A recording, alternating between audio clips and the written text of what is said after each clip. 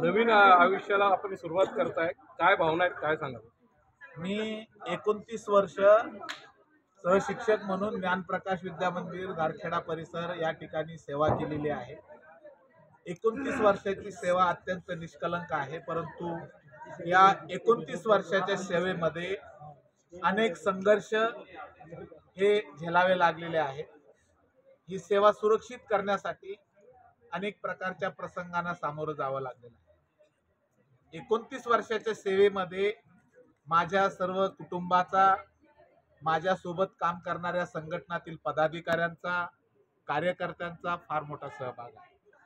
या 29 वर्षाच्या सेवेच्या नंतर जी उद्या संपणार आहे, मी शिक्षकांच्या किंवा शिक्षकेतर कर्मचाऱ्यांच्या न्यायासाठी जी याच्यापूर्वी संघर्ष करण्याची भूमिका घेतलेली आहे, मी सेवेतून निवृत्त होत आहे म्हणून त्यांच्या संघर्षाची भूमिका सोडणार नाहीये. त्याच्यासाठी मी काम करणार आहे. त्याच्यासोबत राष्ट्र सेवा दल आणि परिवर्तनवादी विचाराचं जे काम आहे हे चालू राहणार आहे, हे मी या प्रसंगी सांगतो. सर, चांगले वाईट संघर्ष बरोबर घेऊन सेवापूर्ती होतीये, काय अनुभव होता आणि येणाऱ्या आयुष्यात तुम्ही पुन्हा संघर्षासाठी तयार आहात, कसं वाटतंय? आता ज्यावेळेस माणूस एखाद्या सत्याच्या किंवा योग्य गोष्टीच्या रस्त्यावर असतो, त्याला असत्याचा आणि चुकीच्या प्रवृत्तीचा विरोध हा असतोच. त्या ठिकाणी आपण योग्य काय ह्या गोष्टीची पाहणी केली पाहिजे, सत्य काय ह्या गोष्टीची पाहणी केली पाहिजे आणि त्याच्या सोबत राहिलं पाहिजे, ही भूमिका.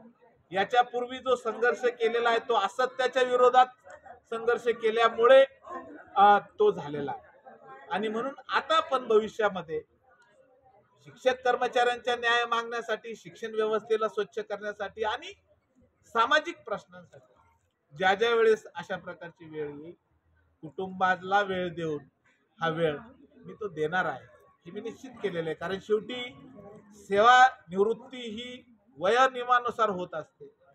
सेवा निवृत्तीच्या नंतर आपण 100% निवृत्त व्हायला पाहिजे अशा प्रकारची जी भूमिका आहे ती माझी नाही आहे आणि मी कार्यरत राहणार आहे. सर, सेवा कार्यरत असताना तुमच्या जीवनातील एखादा अविस्मरणीय क्षण कोणता? सेवेत कार्यरत असताना अनेक गोष्टी आहेत. मला सगळ्यात आनंदाची, मी दुःखाच्या गोष्टी सांगण्यापेक्षा माझ्या शाळेतली मुलं ही चांगल्या प्रकारची घडलीत.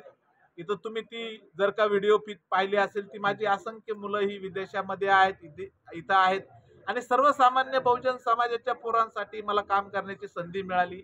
मी त्याच्यामध्ये माझ्या कामातला प्रामाणिकपणा ठेवला आणि त्याचं चीज झालं. संस्थेने देखील मला योग्य पद्धतीने सहकार्य केलं आणि त्याबद्दल मी त्या सगळ्यांचे मी आभार व्यक्त करतो. सर, सेवेत असताना जो संघर्ष केला, जो संघर्ष वाटायला आला, त्याच्यावर समाधानी आहात का अजून काही करायचं राहून गेलं असं सेवेत वाटतं? जर संघर्ष आला नसता तर मी तयारच झालो नसतो. मी म्हणजे त्यांचे आभार मानतो की ज्यांनी माझ्या किंवा काही बाबतीत मला संघर्षात उभं केलं, ज्याच्यामुळे सुभाष महेर तयार झालेला आहे. सर, काय करायचं राहून गेलं असं वाटतंय?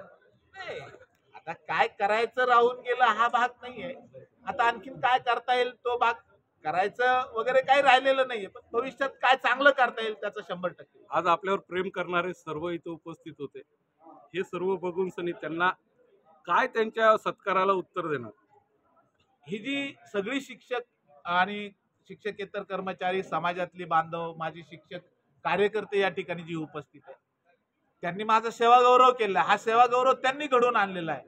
मी त्यांच्याबद्दल म्हणजे मी त्यांच्या ऋणात राहणार आहे, पण त्यांच्यासाठी याच्यानंतर देखील काम करणार आहे, ही माझी भूमिका. सर, शिक्षकांच्या अनेक प्रश्न प्रलंबित पडलेले आहेत, तर त्या संदर्भामध्ये आता शिक्षकांच्या प्रश्नासाठी तर संघर्ष करणारच आहे. कारण व्यवस्थेमध्ये प्रश्न प्रलंबित ठेवले जातात आणि आमच्यातली एकही ही राहिलेली नाही. आम्ही वेगवेगळ्या संघटनांमध्ये विभागले गेलेलो आहे. संघटना ही राजकीय पक्षांच्या दावणीला बांधले गेलेले आहेत. संघटना या मूळ प्रश्नांवर काम करायला तयार नाहीये. आम्ही मूळ प्रश्नांवर काम करणाऱ्या संघटनेचे पदाधिकारी आहोत आणि आम्ही त्यासाठी काम करत राहणार आहोत. जुन्या पेन्शन योजनेचा जो प्रश्न आहे तो मार्गी लावण्याचा शिक्षक भारतीच्या वतीने विचार आहे. 1 नोव्हेंबर 2005 पूर्वी जे कामावर आहेत आणि अंशतः अनुदानाच्या नंतर जे अनुदानावर आलेले आहेत त्यांचा लढा 80% सक्सेस झालेला आहे. 20% राहिलेला लढा या वर्षभरामध्ये आम्ही त्या शिक्षकांना जे पेन्शनला पात्र आहे पण त्यांना पेन्शन दिली गेली नाही, त्यांच्यासाठी काम करतो. सर, शेवटचा प्रश्न, सेवेत असताना संघर्ष करताना काम करताना लिमिटेशन येतात. सेवानिवृत्त झाल्यानंतर नवीन सुभाष मेहर सर्वांना बघायला मिळणार का? म्हणजे सेवेत असताना जरी मर्यादा होत्या, पण मी माझं काम करून त्या केलेल्या होत्या. सकाळची 17ची शाळा असल्यामुळे दुपारचा वेळ देता आला. आता पूर्ण वेळ देता येईल, पण कुटुंबाची पण मागणी आहे की त्यांच्यासाठी पण वेळ दिला पाहिजे. आणि माझ्या कुटुंबाची कधीच तक्रार नाही राहिलेली आहे की तुम्ही एवढा वेळ बाहेर जाता. त्यांचा सपोर्ट असल्याशिवाय, त्यांचा पाठिंबा असल्याशिवाय मी हे काम करू शकलेलो नाहीये. आणि आज हा जो गोतावळा जमा झालेला आहे, हा त्या कुटुंबाच्या सपोर्टमुळे जमा झालेला आहे. या मानणाऱ्यांपैकी मी आहे. सर, विद्यार्थ्यांना काय संदेश देणार?